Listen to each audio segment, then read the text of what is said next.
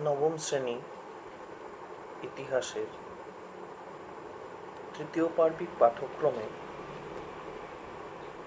প্রথম যে অধ্যায়টি রয়েছে অর্থাৎ আলোচনার জন্য, সেটি হচ্ছে তৃতীয় বিশ্বযুদ্ধ ও তারপর।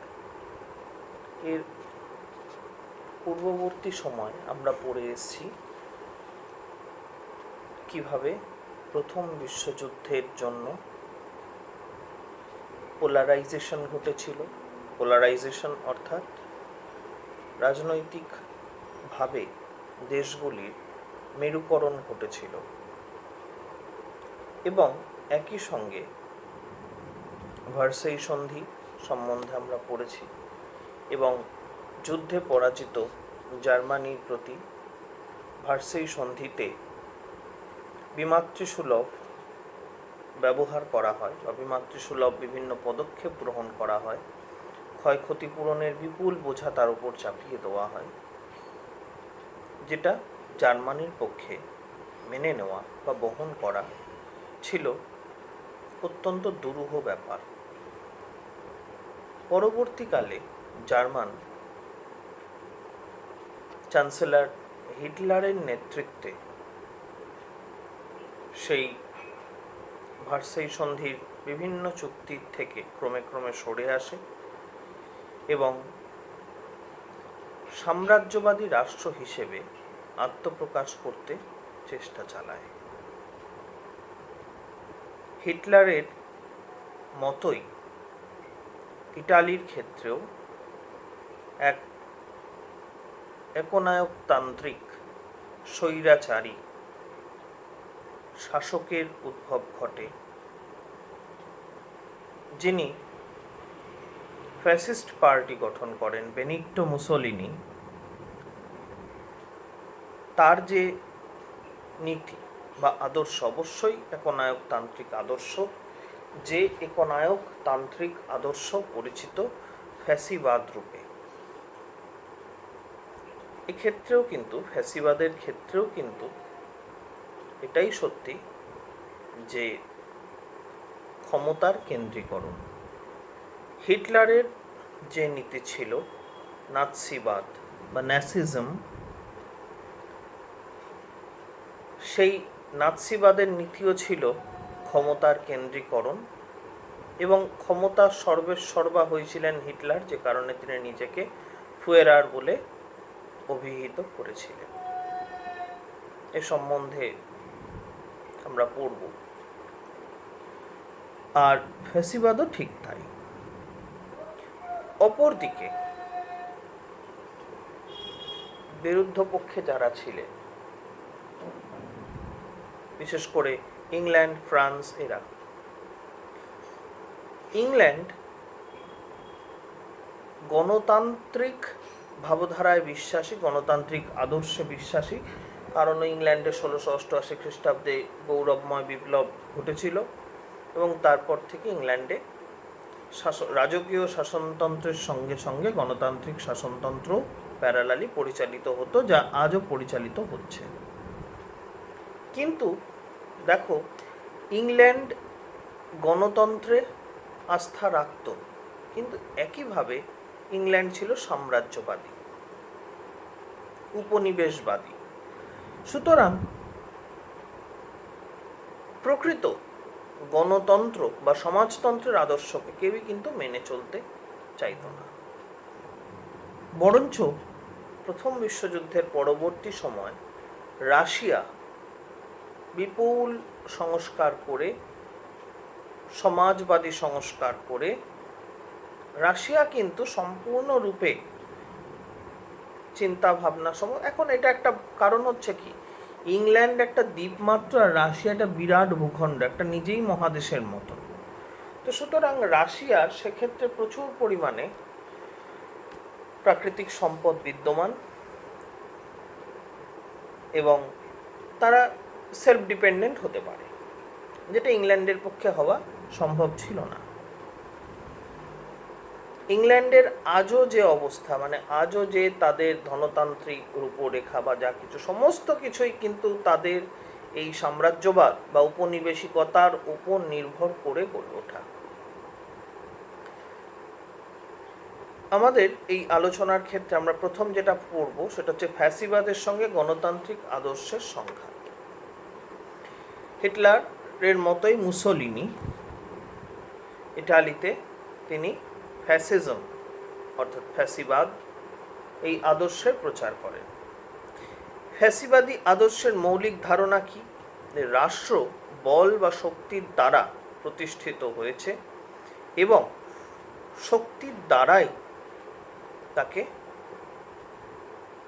স্থির বা রক্ষা করতে হবে। অর্থাৎ রাষ্ট্রনৈতিক বা রাষ্ট্রগত ভূখণ্ড বিভাজন ঘটেছে সম্পূর্ণরূপে শক্তির দ্বারা, বল প্রয়োগের মাধ্যমে।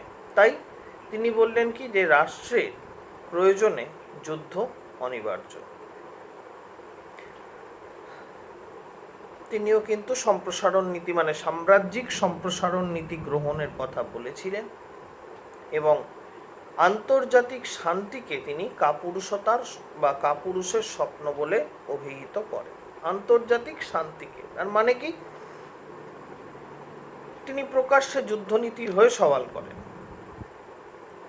এভাবে তিনি কি কি ক্ষেত্রে তিনি তার এই যুদ্ধনীতি এগিয়ে নিয়ে যান?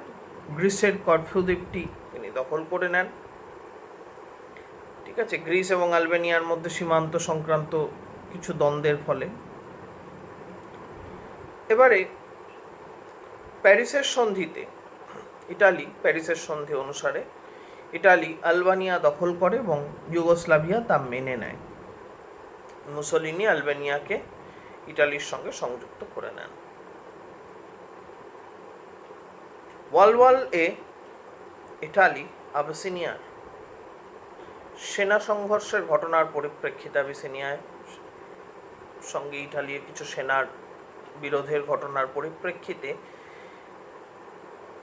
ইটালির সঙ্গে আবিসিনিয়ার তীব্র মতবিরোধ দেখা দেয়। আবিসিনিয়া হচ্ছে বর্তমানে যে দেশটির নাম ইথিওপিয়া, এবং আবিসিনিয়া বিষয়টি জাতিসংঘে উত্থাপন করলে ইটালি আবিসিনিয়াকে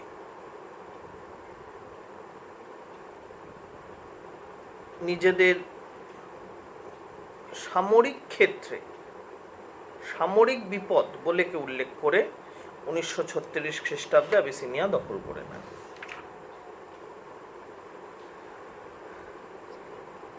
স্পেনের গৃহযুদ্ধে যখন হয়েছিল স্পেনে, এটা আমরা আগের চ্যাপ্টারেই পড়ে এসেছিলাম স্পেনের গৃহযুদ্ধের কথা। স্পেনের গৃহযুদ্ধে ইটালি কিন্তু জেনারেল ফ্রান্সিসকো ফ্রাঙ্কো যে সরকারের বিরুদ্ধে বিদ্রোহ করেছিলেন, ইটালি কিন্তু তাকে সমর্থন জানিয়েছিল। উদ্দেশ্য কি ছিল? ভূমধ্যসাগরীয় অঞ্চলে ইটালির একচ্ছত্র আধিপত্য বৃদ্ধি করা। মোটামুটি এই ছিল ফ্যাসিবাদী আদর্শ। তার মানে ফ্যাসিবাদী আদর্শ হচ্ছে কি? রাষ্ট্রগুলোকে দমন করো, দখল করে নাও। তাহলে এর সঙ্গে ইংল্যান্ডের সাম্রাজ্যিক আগ্রাসন নীতির তফাৎ কোথায়? ইংল্যান্ড যেভাবে ভারতে আক্রমণ চালিয়েছে বা ভারত দখল করেছে, যেভাবে চীনের ক্ষেত্রে তারা দখল নীতি চালিয়েছিল, যেভাবে আফ্রিকা ব্যবচ্ছেদে তারা অংশ নিয়েছিল, তাহলে সমস্ত ক্ষেত্রেই ইংল্যান্ড বলো, ফ্রান্স বলো, স্পেন বলো, তাহলে এ তো একই জিনিস। ফ্যাসিবাদ বলে তো কোনো বা নাৎসিবাদ বলে তো কোনো আলাদা ইজম নয়।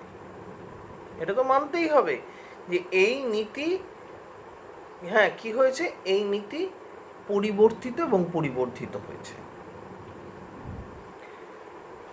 নেক্সট আসছি নাৎসিবাদের সঙ্গে গণতন্ত্রের সংঘাত।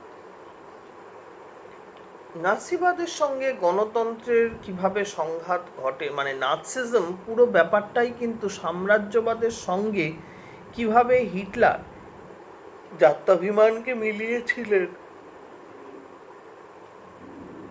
এটা কিন্তু বোঝা খুব কঠিন।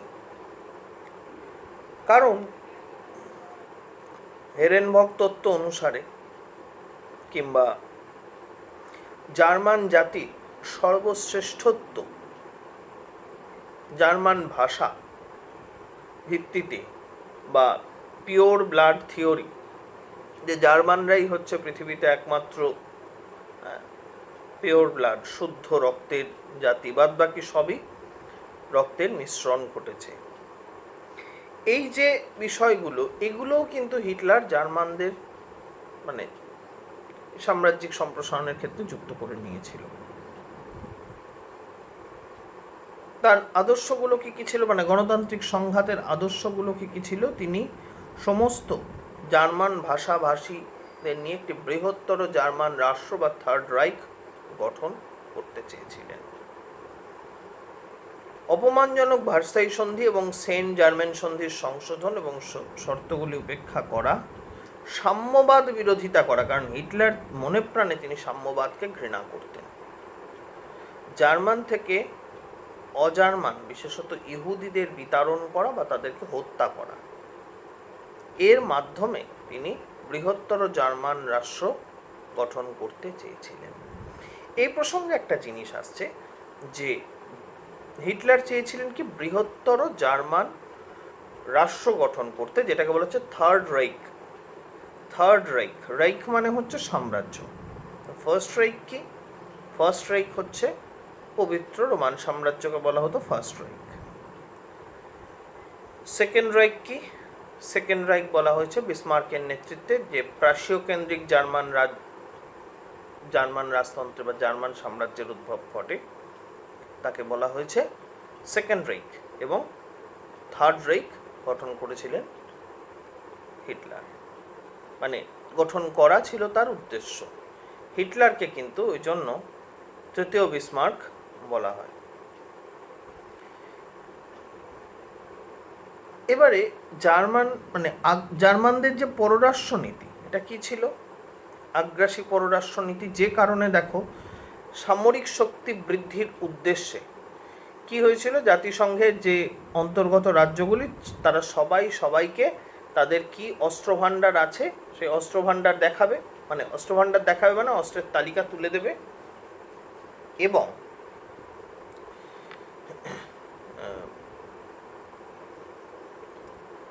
কোনো রকমভাবে মানে ছাড়া, জাতিসংঘের অনুমতি ছাড়া কোনো রকমভাবে অস্ত্রের ব্যবহার করতে পারবে না।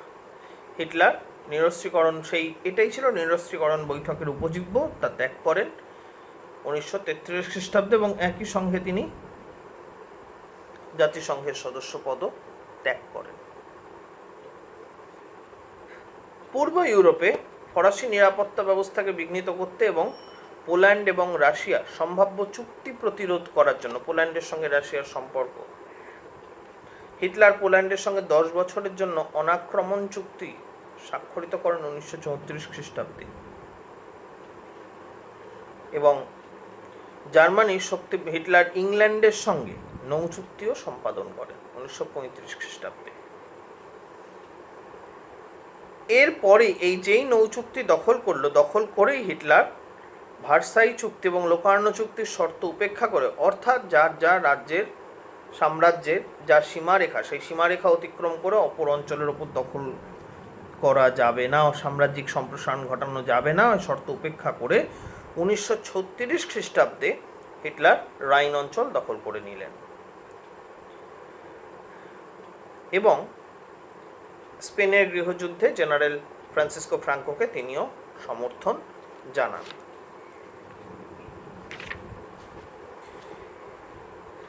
রাশিয়ার বিরুদ্ধে হিটলার সমরবাদী দেশ অর্থাৎ সামরিক শক্তিধর দেশ জাপানের সঙ্গে অ্যান্টি কমিনটার্ন প্যাক্ট বা চুক্তি স্বাক্ষরিত করেন 25 নভেম্বর 1936 খ্রিস্টাব্দে। এর পরের বছর, এই খুব ভাইটাল ব্যাপার, এর পরের বছর হিটলার ইটালিকে এই চুক্তিতে সংশ্লিষ্ট করে নেন, যেহেতু আগেই রোম বার্লিন চুক্তি হয়ে গেছিল। এবারে কি হলো, বার্লিন টোকিও চুক্তি হলো। তার ফলে এই তিনটি দেশ, জার্মান, জাপান এবং ইটালি, এই তিনটি দেশের ক্যাপিটালের নামে রোম, বার্লিন, টোকিও, এরা গঠন করলো কি একটা অ্যাক্সিস, এই অক্ষ জোট গঠন করলো এবং এই অক্ষজোট গঠন করে এরা একে অপরের বিপদে সহায়তা করার আশ্বাস দিল।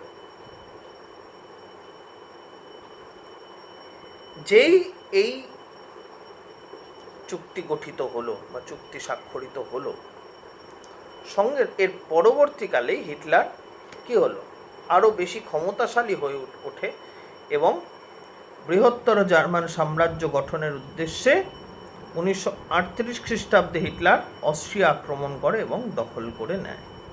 এই যে নীতি, এই নীতিকেই আনসলুস নীতি বলা হয়ে থাকে। এই প্রসঙ্গে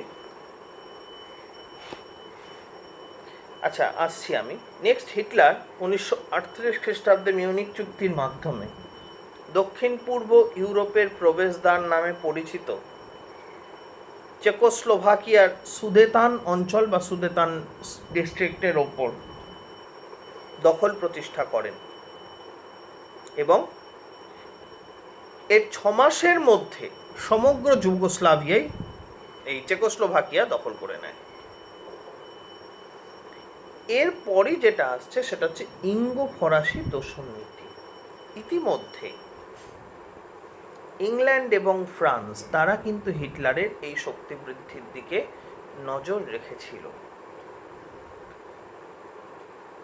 1930-এর দশকে ইংল্যান্ড এবং ফ্রান্স ফাসিবাদী ইটালি এবং নাৎসিবাদী জার্মানির রাজ্য সম্প্রসারণ নীতি দেখেও তাদের বিরুদ্ধে কোনো রকম দমনমূলক বা প্রতিরোধমূলক ব্যবস্থা গ্রহণ করেনি এবং উক্ত দুই রাষ্ট্রের প্রতি যে নমনীয় আপোষ নীতি গ্রহণ করেছিল তাকেই বলা হয় তোষণ নীতি। তাহলে এবার প্রশ্ন হচ্ছে, এই একই কথা কেন আমেরিকার ক্ষেত্রে খাটবে না?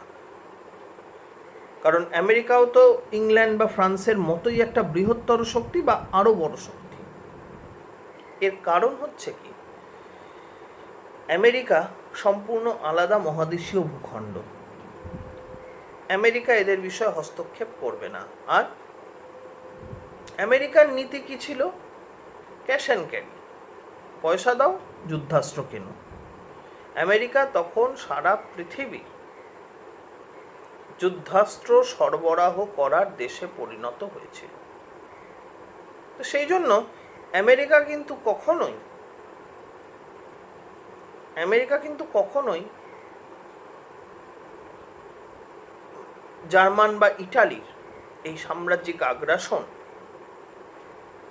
এগুলোর কিছুরই বিরোধিতা করেনি। কিন্তু ইংল্যান্ড এবং ফ্রান্স তারা প্রথম পর্বে জার্মান এবং ইটালির প্রতি তোষণ নীতি গ্রহণ করেছিল, অর্থাৎ নমনীয় মনোভাব গ্রহণ করেছিল। যদিও ঐতিহাসিকদের মতে এই তোষণ নীতি সুপরিকল্পিত কোনো নীতি ছিল না, কারণ ইংল্যান্ডের এবং ফ্রান্সের পক্ষে মুসোলিনি এবং হিটলারকে বাধা দেওয়ার মতন ক্ষমতা সেই সময় ছিল না। কারণ প্রথম বিশ্বযুদ্ধের ঝাপটা এরা জিতলেও, ইংল্যান্ড ফ্রান্স জিতলেও তাদেরও তো ক্ষয়ক্ষতি বিপুল পরিমাণ হয়েছে। তাদের পুরো বিষয়টাকে সংঘবদ্ধ করতে যেরকম সময় লেগেছে তার থেকে বহু দ্রুত হিটলার এদিকে এবং ওদিকে মুসোলিনির নেতৃত্বে এই দুই রাষ্ট্র কিন্তু নিজেদের শক্তিকে খুব দ্রুত সংহত করে তুলতে পেরেছিল। ফলে বিকল্প নীতি রূপে নমনীয় মনোভাব বা সহনশীলতার তোষণ নীতি ছিল একমাত্র বিকল্প। ব্রিটিশ প্রধানমন্ত্রী বল্ডউইন এই তোষণ নীতির সূচনা করেন এবং পরবর্তী প্রধানমন্ত্রী চেম্বারলেন তিনি এই নীতির ব্যাপক প্রয়োগ ঘটান। ফ্রান্স ইংল্যান্ডের অনুগামী, সুতরাং ফ্রান্সের নিজস্ব বিশেষ কিছু ক্ষমতা নেই, কাজেই ইংল্যান্ড যা করছে ফ্রান্সও তাই করতে বাধ্য হয়েছে। তোষণ নীতির ফলস্বরূপ কি হচ্ছে, যে ইটালি যখন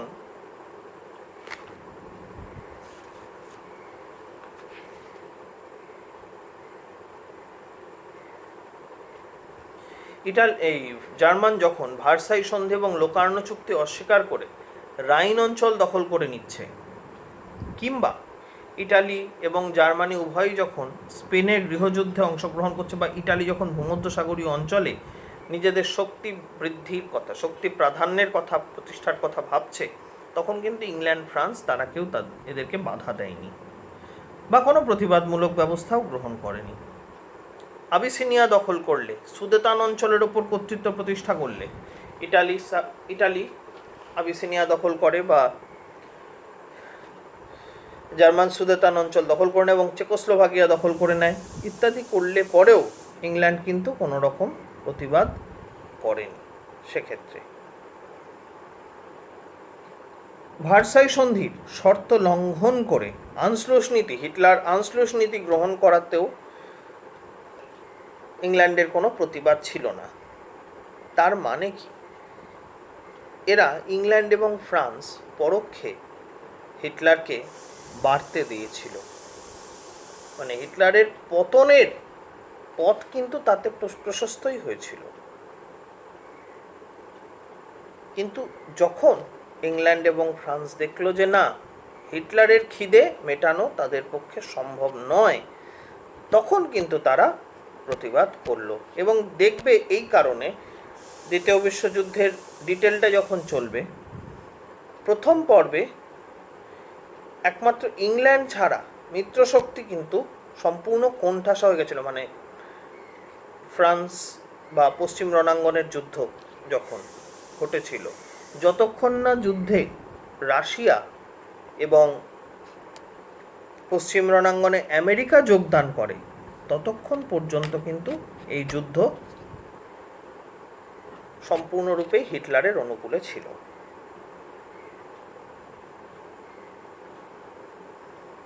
তাহলে ইঙ্গো ফরাসি তোষণ নীতির দ্বারা উৎসাহিত হয় এবং উৎসাহিত হয়ে হিটলার লিথুয়ানিয়ার মেমেল বন্দর দখল করে নেয় এবং পোল্যান্ডের কাছে ডানজিগ বন্দর এবং পোলিশ করিডোর দাবি করে। এইটি ছিল কিন্তু এই জায়গাতেই ছিল হচ্ছে প্রথম এই দ্বিতীয় বিশ্বযুদ্ধের মূল কারণ, সুপ্ত কারণটি নিহিত। হিটলার পোল্যান্ডের ডানজিগ বন্দর এবং পোলিশ করিডোর সহ দাবি করলে 1939 খ্রিস্টাব্দের মার্চ মাসে পোল্যান্ড এই দাবি অনুসারে এগুলি প্রদান করতে অস্বীকার করে।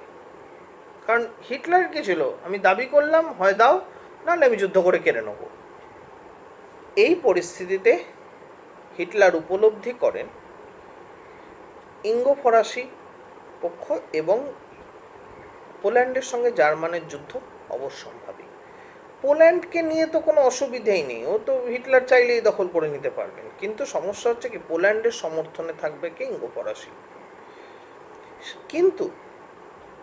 কিন্তু জার্মানির পূর্ব সীমানা, অর্থাৎ যেহেতু রাশিয়া অবস্থা হচ্ছে কি পূর্ব ইউরোপ এবং এশিয়ার উপর দিয়ে, সেই কারণে পূর্ব সীমানা সুরক্ষিত করতে রাশিয়ার সঙ্গে রুশ জার্মান অনাক্রমণ চুক্তি স্বাক্ষর করে। অর্থাৎ রাশিয়া যাতে এই যুদ্ধে অংশগ্রহণ করা থেকে বিরত থাকে 1939 খ্রিস্টাব্দে অগাস্টে।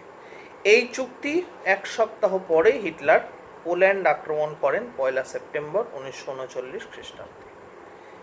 ইংল্যান্ড এবং ফ্রান্স পোল্যান্ডের পক্ষ নিয়ে জার্মানির বিরুদ্ধে যুদ্ধ শুরু করে, যার ফলে সূত্রপাত ঘটে দ্বিতীয় বিশ্বযুদ্ধের। এই হচ্ছে মূল কারণ। ও ক্ষেত্রে যেমন প্রথম বিশ্বযুদ্ধের ক্ষেত্রে যেমন আমরা দেখেছিলাম সেরাজেভো হত্যাকাণ্ড, এখানে ঠিক সেরকম, এখানে হচ্ছে পোল্যান্ড আক্রমণ। এবারে এই দ্বিতীয় বিশ্বযুদ্ধের প্রাক্কালে আমরা দেখছি কি, হিটলার আগস্ট মাসে 1939 খ্রিস্টাব্দের আগস্ট মাসে হিটলার রুশ জার্মান অনাক্রমণ চুক্তি 10 বছরের জন্য স্বাক্ষর করে। কিন্তু হঠাৎ করে এই চুক্তিকে অগ্রাহ্য করে, এই চুক্তির নীতিকে অগ্রাহ্য করে 1941 খ্রিস্টাব্দের 22 জুন হিটলার রাশিয়াকে আক্রমণ করে। এই রাশিয়াকে আক্রমণ কেন করে, এর পিছনেও কিন্তু কারণ আছে। কারণ পশ্চিম রণাঙ্গনের যুদ্ধ, অর্থাৎ ফ্রান্স এবং অন্যান্য অঞ্চল জুড়ে, সেই যুদ্ধ হিটলারের অনুকূলে ছিল, জার্মানদের অনুকূলে ছিল। কাজেই হিটলারের তো কারুর সঙ্গেই হাত মেলানোর নীতি নেই, আর বিশেষ করে রাশিয়ার সঙ্গে তো নেই, কারণ রাশিয়া সাম্যবাদী। সেই কারণে হিটলার কি চাইলেন, রাশিয়ার ওপরেও কর্তৃত্ব স্থাপন করতে, এবং তাই তিনি পূর্ব রণাঙ্গনের যুদ্ধের ঝুঁকি গ্রহণ করেন। রাশিয়া কর্তৃক রোমানিয়া এবং 3টি বাল্টিক রাজ্য এস্টোনিয়া, ল্যাটাভিয়া এবং লিথুয়ানিয়া জয়ের ঘটনা এবং রাশিয়ার অস্ত্রসজ্জা হিটলারকে আতঙ্কিত করে তোলে। অন্যদিকে জার্মানি আবার কি করলো, বুলগেরিয়া এবং যুগোস্লাভিয়া দখল করে নেয়, যার ফলে এই ঘটনা আবার রাশিয়ার মনে ভীতির সঞ্চার করে। ফলে কে কাকে আগে আক্রমণ করবে, এই ভয় ভীত হয়ে হিটলারই আগে রাশিয়াকে আক্রমণ করে দেয়।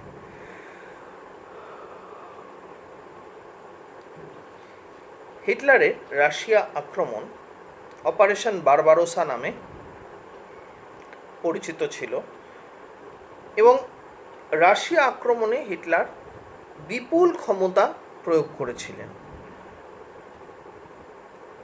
এই আক্রমণে প্রধানত কি অঞ্চলে তিনি আধিপত্য স্থাপন করতে চেয়েছিলেন হিটলার, সেন্ট পিটার্সবার্গ বা লেনিনগ্রাড বা পেট্রোগ্রাড যেটা আগের, নিম্ন ভলগা অঞ্চল এবং অবশেষে স্টালিনগ্রাড, এই 3টি অঞ্চল চেয়েছিল দখল করতে। প্রথম হচ্ছে লেনিনগ্রাডের অবরোধ। লেনিনগ্রাড অবরোধ করে হিটলার। মোট 872 দিন, ঠিক আছে, 872 দিন, 1941 খ্রিস্টাব্দের 8ই সেপ্টেম্বর থেকে 27শে জানুয়ারি 1944 খ্রিস্টাব্দ পর্যন্ত এই দীর্ঘ 872 দিন সেন্ট পিটার্সবার্গ বা পেট্রোগ্রাড বা লেনিনগ্রাড অবরোধ করে রেখেছিল নাৎসি বাহিনী। প্রচণ্ড মারাত্মক এফেক্ট হয়েছিল উভয় তরফে। এটা ছিল কি, এবং এই অঞ্চলটা দখল করে রাখার পিছনে কারণ, মানে এই অঞ্চলটা দখল করতে চাওয়ার পিছনে কি কারণ ছিল, এটি ছিল রাশিয়ার বৃহত্তম একটি শিল্পাঞ্চল এবং অস্ত্র কারখানা। দেশের টোটাল রাশিয়ার মোট উৎপাদনের 11% এখান থেকে সৃষ্টি হতো, মানে পাওয়া যেত। এবার এই নাৎসি বাহিনীর আক্রমণ থেকে দেশকে বাঁচানোর জন্য কি ঘটে না, রাশিয়ার সামরিক বাহিনী লাল ফৌজ, সেই লাল ফৌজ তারা দেশবাসী সাধারণ মানুষের সঙ্গে একত্রিত হয়ে মহান দেশপ্রেমের যুদ্ধ শুরু করে। এদের নীতি কিন্তু গেরিলা যুদ্ধ এবং পোড়ামাটি নীতি। গেরিলা যুদ্ধ হচ্ছে কি, শত্রুকে ভেতরে ঢুকিয়ে নাও, তারপর পিছন দিয়ে তাকে আক্রমণ করো। আর পোড়ামাটি নীতি হচ্ছে কি, যে জায়গা দিয়ে যাবে সব ধ্বংস করতে করতে চলে যাও নিজেরাই, নিজেদের জিনিসপত্র, যাতে শত্রু আসবে কিন্তু তারা কিছু পাবে না। আর এই হচ্ছে পোড়ামাটি নীতি। মার্শাল ঝুকভের নেতৃত্বে এই লেনিনগ্রাড অবরোধের বিরুদ্ধে রাশিয়াবাসী প্রতিরোধ গড়ে তোলে এবং শেষ পর্যন্ত 1944 খ্রিস্টাব্দের 27শে জানুয়ারি সেন্ট পিটার্সবার্গ অবরোধ মুক্ত হয়। 1942 খ্রিস্টাব্দের আগস্ট মাসে জার্মানির 6th আর্মি ভলগা নদীর পশ্চিম তীরে গিয়ে পৌঁছয় এবং 1942 খ্রিস্টাব্দের 20শে নভেম্বর তারা স্টালিনগ্রাড আক্রমণ করে এবং সাফল্য লাভ করে। কিন্তু 1943 খ্রিস্টাব্দের জানুয়ারি মাসে যে পরিস্থিতি পরিবর্তন হয় কখন, যখন ঠান্ডা তীব্র হয়ে ওঠে। রাশিয়ার ঠান্ডাতেই কিন্তু সব পরাজিত হয়ে গেছে বিভিন্ন ক্ষেত্রে। এর আগে নেপোলিয়নের পরাজয় দেখো, মস্কো অভিযান, সেও কিন্তু সেই প্রচণ্ড ঠান্ডা। জানুয়ারি মাসে 1943 খ্রিস্টাব্দে স্টালিনগ্রাদের যুদ্ধে রাশিয়ার লাল ফৌজের কাছে নাৎসি বাহিনী সেনাপতি ভন পাউলস আত্মসমর্পণ করতে বাধ্য হয়। এই ঘটনার মধ্যে দিয়ে দেখা গেল কি রাশিয়া দ্বিতীয় বিশ্বযুদ্ধে সক্রিয়ভাবে যোগদান করল। রুশ বাহিনীর আক্রমণে জার্মানির পশ্চাৎপসরণ শুরু হলো এবং রাশিয়া কর্তৃক বার্লিন সহ সম্পূর্ণ জার্মান বিজয় মধ্যে দিয়ে 1945 সালের এপ্রিল মাসে তার পরিসমাপ্তি ঘটল।